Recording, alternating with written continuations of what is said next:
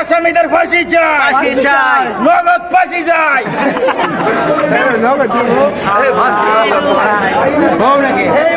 আমরা ফাঁসি চাই, ফাঁসি চাই।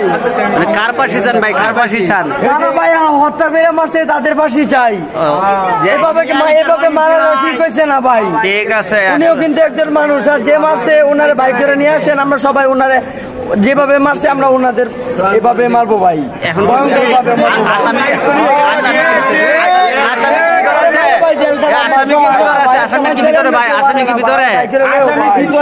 ভিতরে দেখছে মানুষ আইছে ভাই, পরে একটু দেখবার লাগে ভাই কয় টুকরা করছে? কয় টুকরা করছে? আরে ভাই 4-5 টুকরা করে আছে ভাই।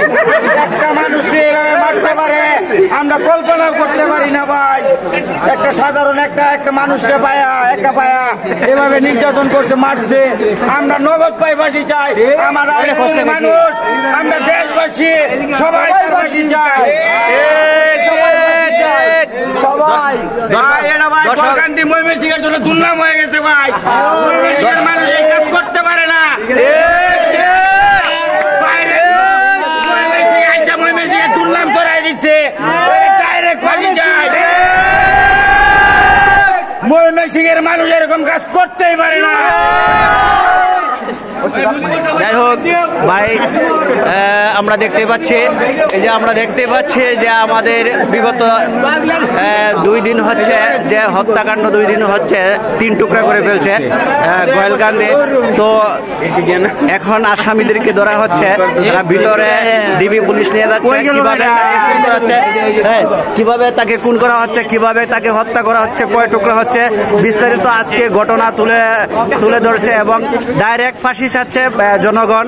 আজকে এখানে দেখতে পাচ্ছেন হাজার হাজার জনগণ, এই যে পুরুষ, মহিলা এবং এলাকাবাসী, যুবকেরা সবাই একটাই দাবি যে তারা ফাঁসি চায়।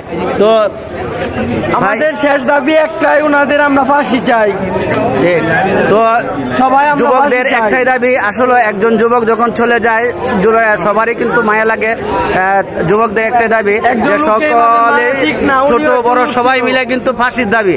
তো এইগুলা তদন্ত করা হচ্ছে, এখন ডিবি পুলিশ তদন্ত করা হচ্ছে।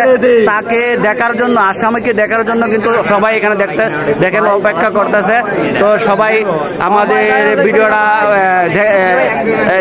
সবাই শেয়ার করে দিবেন, সবাই ভিডিওটা শেয়ার করে দেবেন, বেশি বেশি শেয়ার করে দেবেন।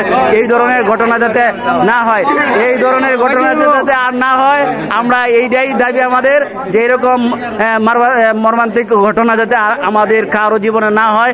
এটা আসলে কোনো মানুষের হইতে পারে না। তো দেখতেই পাচ্ছেন মানুষ, হাজার হাজার মানুষ অপেক্ষা করতেছে এখানে। তো ভিডিওটা বেশি বেশি শেয়ার করে দিবেন। ধন্যবাদ।